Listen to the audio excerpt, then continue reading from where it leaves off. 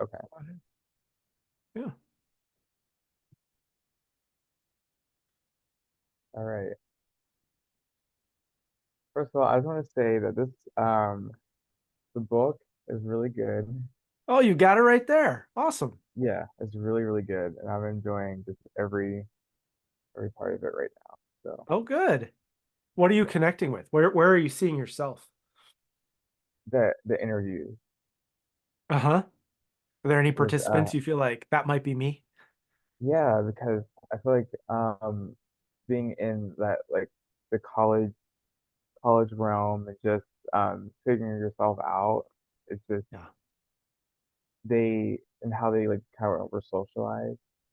It Mhm. kind of I'm seeing like a common problem of everyone's feeling, I guess, not man enough and still, Mhm.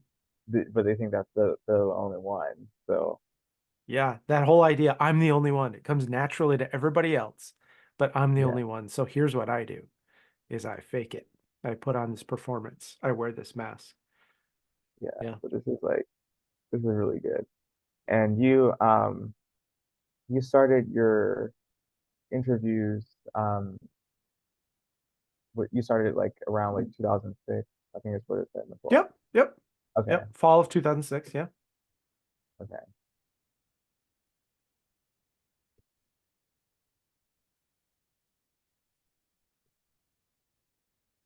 So I guess like yeah. So well, I yeah okay. I just started introducing myself for like I Yeah. kind of get started. So my name is Micah Blackwell, and I'm a freshman at Robert Morris University. Okay. I already said that, and yeah, my major is counseling psychology. Yeah, Hmm. Super cool. Super cool. yeah, and I think yeah, the reason why I wanted to do a meeting is because I think this kind of goes with what I'm kind of trying to do with my podcast and just just do like in my own personal life in general. So it kind of puts language to all those things of Hmm. like the man box and all that stuff. So Yeah, I'm reminded that I used to think that aha moments are when you learn something new. And mhm. I learned that aha moments are when you learn new language for something you've always known, Yeah, right? And it sounds like that's yeah, kind of your experience. You're not really learning anything new, but it's like, oh, mhm. that's what you call that, or oh, that's a thing, and oh, I'm not the only one, right? It's not new for Yeah, you. You've been you've been having this experience your whole life, but the book is sort of giving you structure and language. And I think that's my experience with the man in the box activity, which I describe. Um, I've done that more than 100 times, and nobody learns anything new, right? But like we knew yeah, all that, but it gives them a new way of organizing and structuring that. Like, oh, there's these ways we yeah, expect men to behave. There are boundaries. If you go outside that, you get confronted with misogyny and yeah. homophobia and other intersecting forms of oppression. Yeah. That's kind of been my experience in high school and middle school. Not so much college, although the last podcast episode, a couple of us did talk about like how maybe those the some of the massive masculinity still like exist in college, but Mhm. I haven't really experienced much of it. I guess because yeah, I haven't really experienced much of it. There's more of in high school where there's like a certain way that you were like kind of policed. You have to Yeah. be like this way. You can't go outside of that box or that norm. Yeah. People like kind of looking down on you. So Yeah. Well, the ways that the my participants described it is the expectations on college men was around partying, and that was sort of a broad term for partying, okay, for five very specific things, which was they felt expected to drink to excess. We can come back to any of these if you want.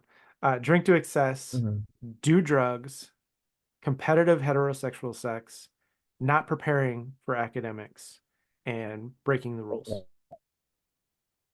And they felt expected to do those things. And So I then, think yeah, go ahead. I think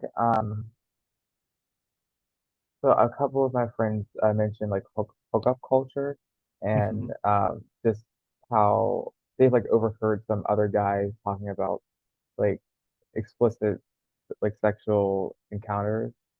So they were, and I don't know. I just like I never really paid much attention to it, and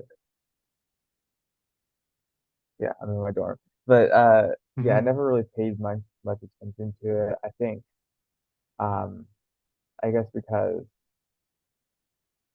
yeah, I don't. It was yeah, it's more so in high school that it was like the pressure to kind of how many girls did you get Hmm. sort of Hmm. thing, Hmm. and it was kind of I feel like it was a way for us at that time to um get validation from other men, Hmm. but you weren't being our authentic self. We were just trying to like, Absolutely. and it's kind of crazy how that still exists. It's like Yep. 2024, but I guess Yep. we still have like a long way to go. Isn't it is I love what you just said because it isn't it interesting or messed up, but you're describing feeling pressure to hook up with girls to prove your masculinity to other men. Mhm. Yeah, yeah, Which is yeah. really using girls to prove Yeah. manhood to other men. There's a great story in the book about uh, football players in the locker room, 100 football players in the locker Oh, the room. locker room And talk. yeah. Yeah. And the star quarterback who, 6'3", white, NFL prospects, if there's ever a big man on campus, this is the guy. And he's bragging about his hookup from the night before. And yeah, So we I don't we want to like totally interrupt you, but it, do you have Guyland in the background I do. Yep. Right there. on your bookshelf? This is my whole bookshelf I around see. men I and was like, masculinities. I just got that book, Yep. so you gotta recommend some books. But go Yeah. ahead. Yeah, there's a whole bunch of them. So this guy's bragging about his hookup from the night before to the whole locker room. And he's like, yeah, we totally hooked up, and then we woke up in the morning, we hooked up again, and she left, and I have no idea what her name is. And he's high-fiving all around the locker room. Isn't that awesome? Isn't that fantastic? Blah, blah, blah. And everybody goes out to practice, and everybody Yeah. leaves except for his best friend. And his best friend is like, what are you doing? And when everyone else is gone, this guy who's just bragging about this to the whole locker room just kind of falls apart. And he's like, I don't know what I'm doing. I didn't want to be with her. My girlfriend's going to find out. It's just a matter of time. And I don't know how I would navigate what I'm dealing with and Yeah. all the pressure without her. And so you see, um, I think you were sort of alluding to this earlier. Sometimes men are lying about who they're hooking up with and how they're hooking up with and how often they're hooking up with to prove their manhood, right? They're making it up, embellishing. Yeah, that's when and But then just not what you talking about, like his best friend uh confronts him and like then kind of comes down. yeah, the mask comes down. And he is not making it up. He's actually he's hooking up with people he doesn't want to hook up with because he feels like he's got to prove his manhood. And if the star Yeah. quarterback with NFL prospects doesn't feel man enough, what about the kicker on the team? What about the computer science major? What about the whatever?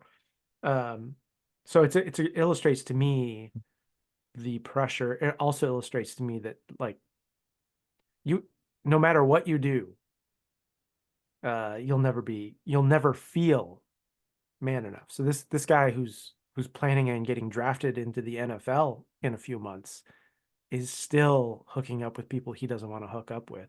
And as you pointed out, he's putting Yeah. on the mask to the whole locker room.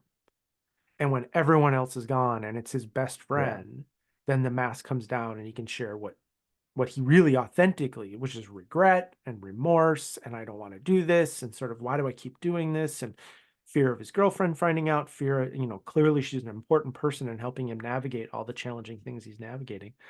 Um, so yeah, I think you'll see more masking.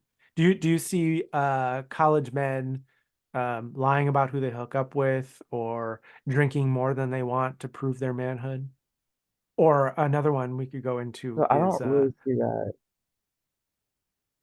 oh, go ahead. Oh, go ahead. Just lying about So not I don't buying the really book, see or that. lying about not going to class, or lying about not caring about class. So I think it's I don't maybe I don't see it in that aspect. Maybe, I think it's more of like a general attitude, and I think sometimes it is about with like academic, but I mean it's interesting because a lot of people say that okay, Robert Morris isn't the party school. We're just like we're more of like a like kind of like more Yeah. serious about academics, but I think it's more of an attitude that you have that you feel like you need to carry around when you're with other men. And I think sometimes it's, um, yeah, I think it's more about an attitude that you need to feel like sort of like you're protecting something, and you need to like protect something Mm. like I'm saying it like as a shame response. You're like protecting something that you feel that if people like knew about you, then they would reject you, sort of thing. Um, Yeah. yeah, I'm trying to like think if I see it. I guess I don't really see it necessarily with academics. I'm trying to like I just like ask that question. I'll probably need to like think about that. Hmm. But Well, I think it's just mostly yeah, I was just saying that you're talking about the participants wore the mask for two reasons. One was to hide and cover up who they really were. And that's that shame response. I don't want anybody to find out I yeah, feel this way or think this way or whatever. So they were hiding behind the mask. That's one way of the mask.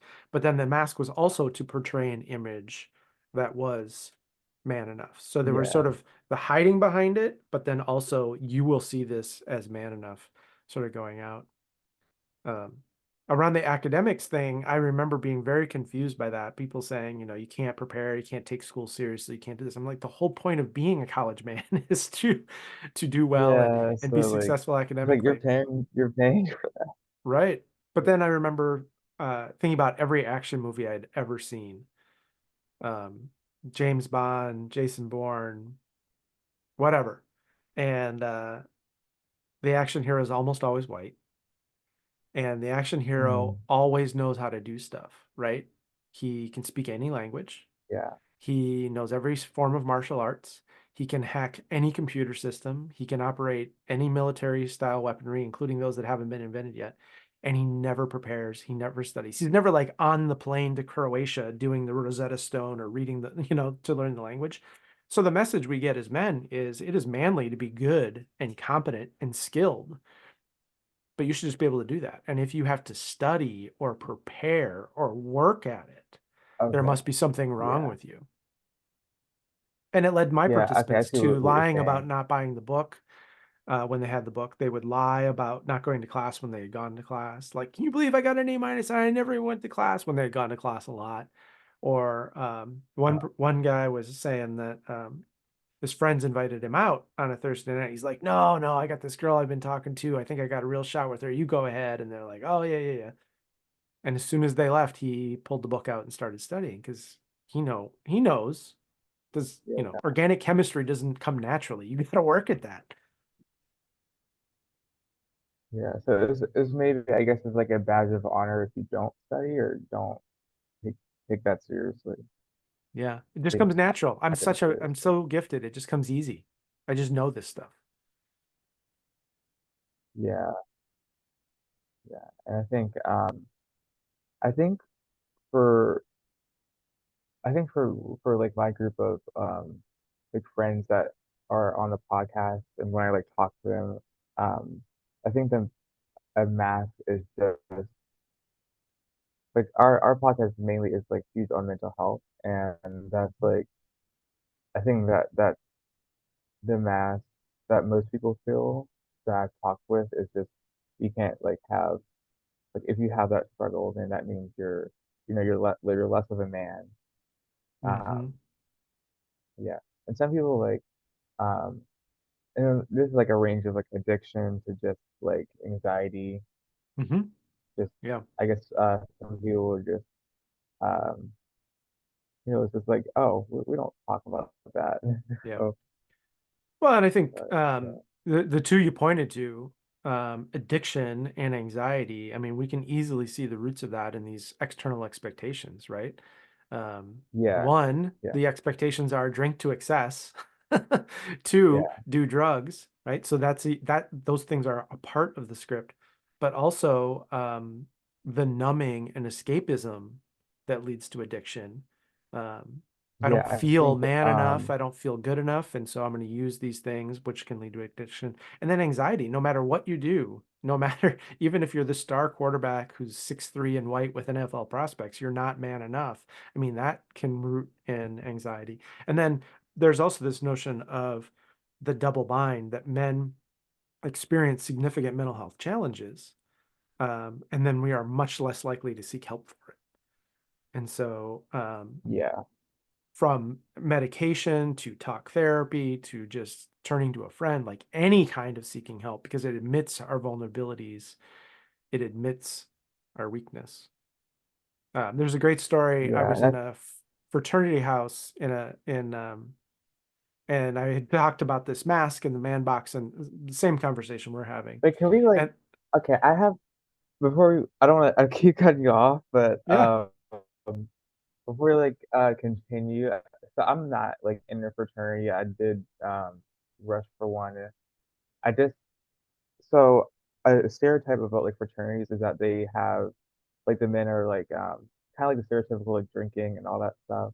Mhm. So I don't know like I don't like I don't know. I think like when I read your book, I kind of like saw okay, maybe people are doing this fraternity, they're trying to seek out brotherhood and like Mhm. acceptance, but like Mhm. at the expense of certain things. But yeah. Mhm. Yeah, I think that there's one of my participants who says, people are men are desperately seeking brotherhood, and what they find is drinking clubs. Hmm. So what they're doing is they are seeking that brotherhood, that connection with other men, and then what they find is alcohol and hazing and porn and sexual assault. And Yeah. I think I was in this room, fraternity room, and we were having dinner, and there's probably 40 to 50 fraternity men all around the room, and they had gotten into some trouble, and so part of that was bringing me to campus. And I had talked about this man in the box and the masking and all the things.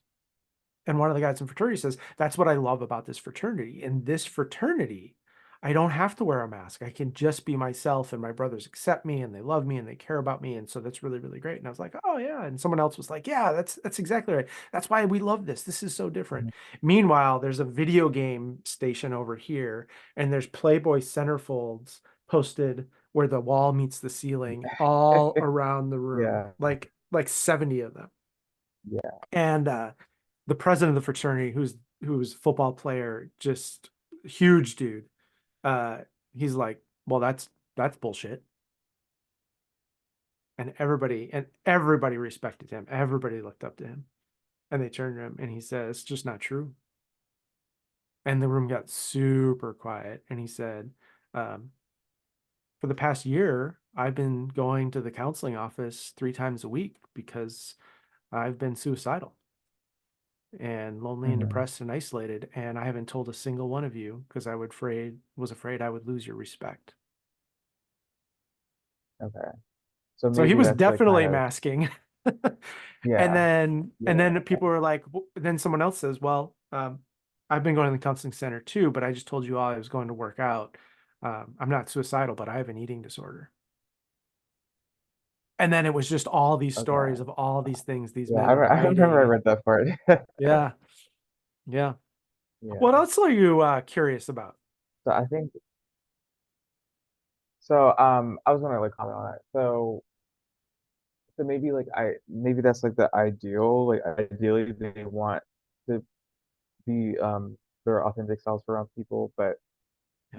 maybe they just don't know how to get there because we've just been taught to just hide everything. So maybe, Mhm. you know, with a fraternity or like a club or whatever, ideally in those settings you want to be yourself, but that kind of like automatic, I guess, response to getting close to vulnerability is like, well, I'm just going to the gym. I'm not actually I'm not going to counseling. Mhm. Yeah, and I think there's a But lot what you of asked, well, no, go ahead. Go ahead. Sounds like you have questions. you said you asked what like you asked Yeah. what I'm curious about. Hmm. Um, so that's a good question. I think for me, I'm just curious about, yeah, I'm still curious about just like the ways that we like hide and have to live in that like the I guess I'll call it the masculine paradox. I don't know what to Hmm. call it. Like kind of like or the man box. I'm Hmm. Hmm. I'm curious about like the how and why. And I kind of like already know, but I still want to Yeah. like go deeper into that and just like um see what notice what it is and also encourage men to be themselves. And I think that's what I'm trying to do with like the podcast is to Hmm. have because it sort of I guess like initially I didn't like see it now like when I first started um like now it's kind of like a support group like and yeah like there's a support group where Hmm. we just all come like uh on a weekly basis and just we talk about like stuff like this and how we've been like affected by it because Hmm. I think with patriarchy and I've read Bell Hooks book. I think with patriarchy, we don't and like the privilege, I think we don't understand that with with that privilege, there's like a lot of like this consequences with all of that. Yeah. If you like kind of understand what I'm saying, so Yeah, totally. I think there's just So a lot the of yeah.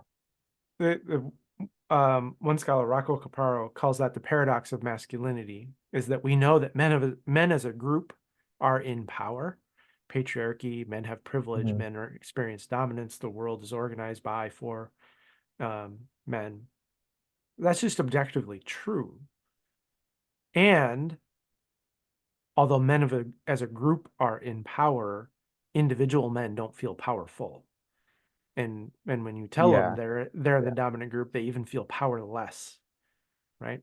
yeah, So men as a yeah. group are in power, but you or I might not feel very powerful. We might even feel powerless. And that paradox, I think, is really critical. And so the man box is just those expectations we have of men. And as I said before, it's not complicated. Everybody listening to this knows that, which is don't cry, be tough, Hmm. drink beer, drive a truck, eat meat, all of those things. And it's Hmm. reinforced by these expectations we get our whole life from TV and movies and song lyrics and older siblings and peers and it starts even in the first moments after babies are born. When babies are born, they cry. And loving, caring, and Hmm. overwhelmed parents comfort girl babies and shush boy babies. So it happens Yeah. just in that very beginning. And these are not bad people. They're not trying to instill the patriarchy. They're just Yeah. loving, replicating what they've learned, and then it just takes off from there. And so there's these boundaries of how men are allowed to think, feel, and behave, or not think, feel, and behave, and then that gets policed by misogyny and homophobia by the names we get called. It also gets Hmm. policed by other forms of oppression. One of the ways that classism works is emasculating men who don't have the right status job or car or clothes. One of the ways that racism works is emasculating men of color. One of the ways that anti-Semitism works is emasculating Jewish men. So these systems sort of do that, and it puts the pressure on there. And that creates the mask, but then there's also other masks. So it's the dominant mask that everybody knows about. But then there's also black masculinity, there's gay masculinity, there's working class masculinity, there's rural masculinity. So there's the mask, and then Mhm. there's all these other masks. And all these Yeah. other masks are also plural because rural masculinity where I grew up and where you grew up are really different. Black masculinity where you are versus a design firm in LA or rural Alabama are really different. So all of these cultural Yeah. masculinities are also plural. And then what happens is men have to not just wear the mask, but they also have to wear multiple masks. And wearing a mask is Yeah. really exhausting. And as you were saying, we want out of it, we want freedom, we want to be able to take it off, but we don't feel that we can. And then sometimes you got to wear multiple masks. So if you are a Latino man in a class with a white woman professor with mostly other white students, but there's three Latino men who are also in the class, like what mask do you wear when you raise your hand and ask a question or turn in your assignment or get assigned to a group work? And how do you navigate that? And that is exhausting as well, navigating all these different Yeah. multiple masks. Um, James Yeah. Baldwin has a great line about love help us take off the masks we know we cannot live within. And um, I'll mess up the quote here, but that notion Mm. that we feel like we can't take the masks off, but I can't live underneath this, right? And I think that's the challenge Mhm. of the experience. And when men get moments in this relationship, in this context, for you, maybe it's with these other men talking about this mental health and the support and the connection and the brotherhood. Uh, we love it. That's freeing. It's liberating to take off these masks, and I think that's a really important point. You Yeah. mentioned I bell think, hooks, who's one of my favorites. How do we understand that men's privilege and yeah. dominance gives us concrete and real privileges, and we would be better off without them? Yeah. I think I have like a lot of stuff to say about it. So I think like one major influence for me is like I said at the beginning, like middle school and high school, that peer socialization Hmm. where like you weren't accepted if you um like if you didn't. It's like so for me for like my freshman my freshman this is gonna sound weird. So my freshman year of high school was it was weird if you didn't watch like hours of pornography, Hmm. and it was just seen as a. And another one was like how like kind of like personality, like for me specifically, because I'm more of like a quiet, sensitive person, Hmm. and that wasn't respected in that the high school context where it was like more of like the extroverted, like yeah, like that mask. So Well, yeah, I that's think the mask of breaking the rules, right? Being loud, swearing, being disruptive, yeah, being loud even in the school cafeteria, anything that is yeah, sort of, I don't care about the rules is another way of yeah. performing that mask. So I think that that affected just how I viewed myself. So it wasn't until towards the end of high school and up to now that I kind of just realized what this whole masculinity thing was going on. It wasn't until like I don't know what the first book I read was. Uh, I don't know. But it wasn't until like I read books like that that I realized what's really going on a societal level Hmm. and in on our how that makes us feel personally, how that um, kind of makes us have to um, act in a way that's like different from what we actually who we are. Hmm. Hmm. Um, yeah. What was it like when you realized And that? another one, what was it like? Um, What was it like having that there's a awareness? lot of stuff. Um, it was freeing, but also kind of terrifying at the same time because now I kind of been given the choice to live as someone as who I am, Hmm. and that can be a bit terrifying when we kind of like live your Hmm. whole life and it's just Hmm. by certain expectations and rules. And I think I was kind of well, me personally, I was forced to do that because of like my own mental health journey. Like I was kind of not like forced, but kind of had like an awakening. I used to call Hmm. it like a breakdown, but it's actually an awakening to Hmm. when you experience that, it's like, well, the way that the way that I've been told to be my entire life isn't the way that aligns with who I am. Hmm. Hmm. And I think a lot of men feel that way. Hmm. So it's more of like with my journey, I want to give other men permission Hmm. to be who they are and just know that they are accepted. And it's Hmm. not about these rules that Hmm. don't make sense. Hmm. So Yeah, I think the big yeah. lesson for me, particularly of the first part of the research around college men, was how do I started thinking we need to teach college men a different way of being a man. And the research Mhm. taught me that we don't. What we need to do is give men permission to stop being who they feel they have to be and permission to be who they Yeah. really are.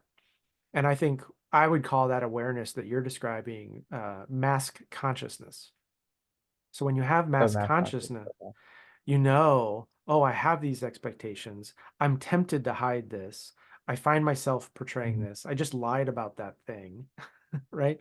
And when you have that mass Yeah. consciousness, then you're doing it with awareness. And, you know, I've been doing this research for almost 20 years. I'm not immune to it. I just notice it more often. Like I notice those expectations Yeah. or the second guessing, 20 times a day, and I can fall into it or I cannot. And when you have that consciousness, it you get to choose, right? Like um, Yeah. one Yeah. of my That like participants not, said, being authentic doesn't mean being a fool, right? Like, so you might be really broken yeah. up about your divorce. Maybe not the best time to talk about it in your job interview, right? But if you're Yeah. not talking about it with your best friends, what's going on there, right? So it doesn't mean Yeah. just being unfiltered or a fool, but how do you have that? And I think having that mass consciousness for yourself, as you're saying, is really liberating. It can be a little scary, but it's very liberating. Mhm. But then what happens, the next step is having that consciousness of other men. And what happens is, I think you maybe have experienced this, or you will soon, is not only are you aware of your mask, you'll start seeing all the other masks of men you know. You'll be like, dude, what are you talking about? Yeah, that is totally a mask. That's clearly not Yeah. genuine. Or I don't think I think I've ever seen my Yeah. uncle without his mask. How sad is that? Um, and that awareness really changes Yeah. how you interact with yourself, but also how you interact with other men too. And I think what another thing, another person um that forces me to get out of the mask is my roommate. So, Mm, well, he's not here right that's now, great. but Yeah. my roommate just like knows that I have a hard time asking for help, and he's just like, no, I'm gonna have to like, no matter what. So I think one of like my masks I struggle with is like the Yeah. invincible mask, and um, Yeah. so I think that's like what another thing, and yeah, I think just having people that know you, but actually aren't that won't that that don't tolerate the mask and just kind of will call you into like your identity. I Hmm. think that's another significant thing that helped me Yeah. change and just yeah, Well, that just being like self-aware and like with the yeah, yeah, yeah, go ahead. I think that's great. So you've got someone in your life who is helping you get beyond the mask and supportive of that. How do you find more people like that in your life, in your friendships, in your relationships, in your connections? I mean, your roommate probably was assigned to you, right? You just got lucky there. But how Mhm. do you find people? And then the other one is how do you help do that for others? How do you That's be that okay, person for others? so that's like kind of like my next point is the topic of men's friendships. How can we have um like with the pressures of the mask that we do have to wear, how are we gonna like how can we like go about friendship in a way that is that we can be ourselves and just kind of don't have to uh put that put that mask on. So I think Mhm. yeah, because there's like so many things I want to talk about with friendship and just I Mhm. think it's like a been like a huge thing recently. Just to just um I think another thing is friendship is one of the keys to help us. Well, authentic Mhm. friendship is one of the keys to help us realize our own math Mhm. as Mhm. well. Well, and I think, you can leverage this conversation or the book, or, I'm reading this book and it talks about masks. And do you feel like in our group of friends, we get to really be ourselves? And I think in any group of friends, there are those moments where you get to really be authentic. But then there's also with that same group of friends, masking, right? So there's a participant who talks about really Yeah, being yeah, himself and really being authentic and really letting his guard down and really being open and the brotherhood. And then he goes to the Renaissance Festival and they're drinking beer and throwing axes and cursing. And it's like, just like, what are we doing? Years later, he yeah, talks about telling this story when he's leading a team of 50 people and crying in front of his team and talking about integrity and how important it is to him. And then the next Saturday at the corporate golf outing, like shotgunning beers in the car and all the misogynist things they're saying and doing. And he's like, it was just like we were right back at the fraternity house.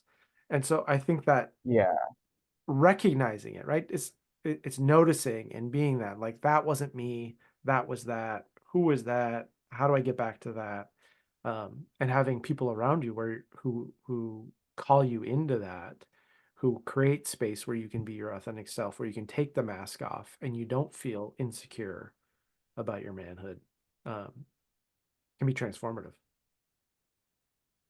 I think yeah, I think it's a big thing that I guess a myth about men is that we don't have any insecurities, but Hmm. we do. It just doesn't seem Oh, that way. So yeah. I think Well, like I said, the 6'3" white star quarterback with college or NFL prospects doesn't feel man enough. yeah, Well, I don't think the rest of us have much of a chance. yeah, yeah, yeah, yeah. And I think yeah, I think just real I'm just like starting to realize like a whole lot of things. Just even like reading like the this book, which is a really good book, uh Mm-hmm. about myself and just about like other men, about how we because like in my high school how I grew up, it's like Mm-hmm. everything was gay. Mm-hmm. So it wasn't Mm-hmm. like everything just seemed um that's like kind of like another mask is like you you use like the term gay to kind of police other your peers or other men into Mm-hmm. behavior that's just uh kind of looked down on. So Yeah. yeah.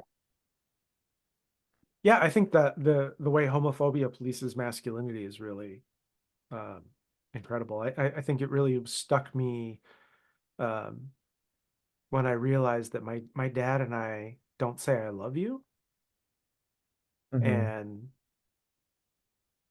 and the research really made me reflect on that because some of the participants did say I love you and they noticed how rare and how important that was. And it made me realize that homophobia was at the root of why I don't say I love you to Yeah, my dad. And if homophobia gets in the way of a father and son saying I love you to each other, like, what else is it policing in my life? Right? If who would think that my yeah. father and son relationship could be policed by homophobia? But if it's that powerful to affect that, it's probably affecting other things as well. That's why I say like with friendship, it's like with the influence of homophobia on friendship, it's a lot because there's a lot of I feel like barriers. Maybe like with my I feel like maybe with my generation it might be a little bit might be kind of decreasing or whatever with like the rise of the bromance or whatever. Mm-hmm. That might be kind of going away, but I think a lot of times it is that aspect that kind of creates that barrier and why we don't feel that people don't know us is Mm-hmm. because of that that we think revealing ourselves is either gay or considered like weak. So I think Mm-hmm. yeah, Mm-hmm. Or feminine. or feminine, yeah. Yeah. Yeah.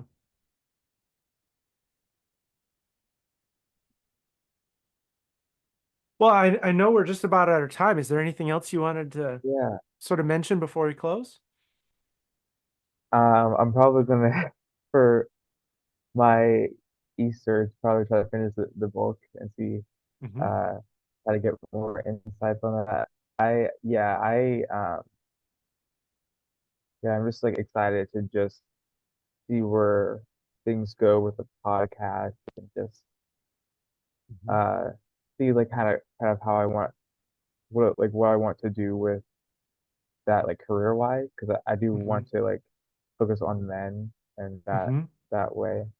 Yeah. So yeah, I think that's really great. I think, you'll get to the part of the book where it starts to be, someone said, it's just a lot of how bad the problem is. Where are the solutions? Well, you'll get to that. Is the yeah, solutions start coming in chapter yeah, 7.